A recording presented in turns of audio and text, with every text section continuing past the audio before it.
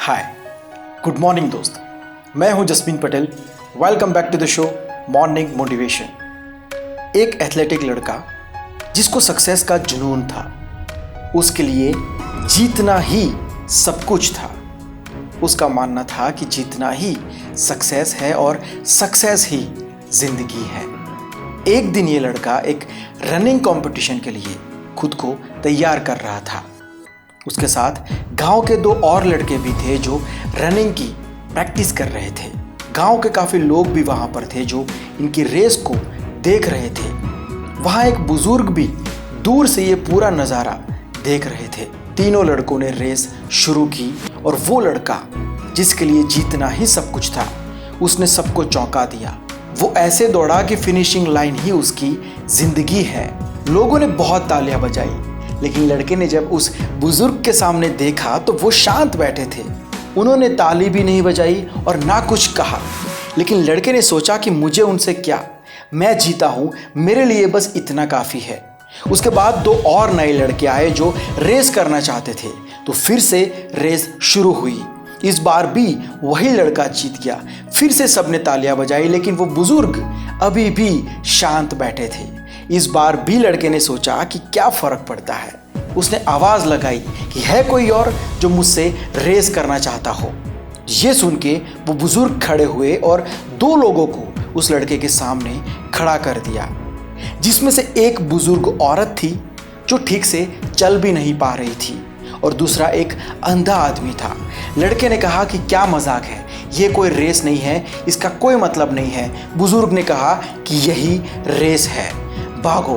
फिर से रेस शुरू हुई और उस लड़के ने पलक झपकते ही फिनिशिंग लाइन को क्रॉस कर लिया। लेकिन वो लोग अभी भी वहीं के वहीं खड़े थे। जीतने के बाद जब वो लड़का मुड़ा तो उसने देखा कि सारी भीड़ शांत खड़ी थी। इस बार किसी ने भी उसके लिए तालियां नहीं बजाई थी। उसे समझ नहीं आया कि ऐसा क्यों हुआ, तो उसने उस बुजुर्ग से पूछा कि इस बार लोग मेरी जीत की खुशी में शामिल क्यों नहीं हुए। बुजुर्ग ने कहा कि एक बार और रेस करते हैं, और इस बार तो उनका हाथ पकड़ के तीनों साथ में फिनिशिंग लाइन को क्रॉस करना।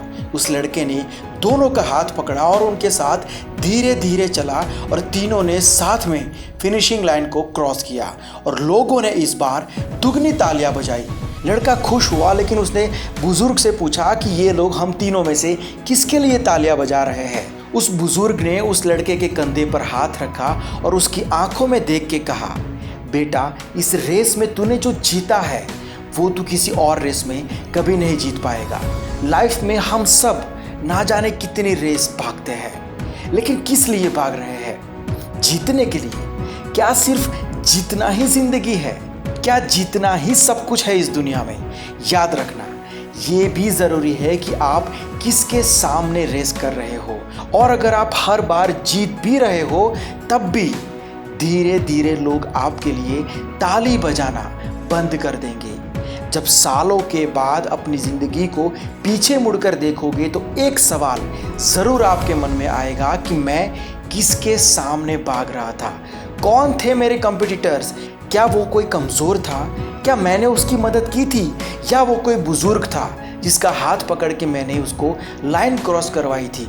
क्या हम सब ने साथ में फिनिशिंग लाइन को क्रॉस किया था?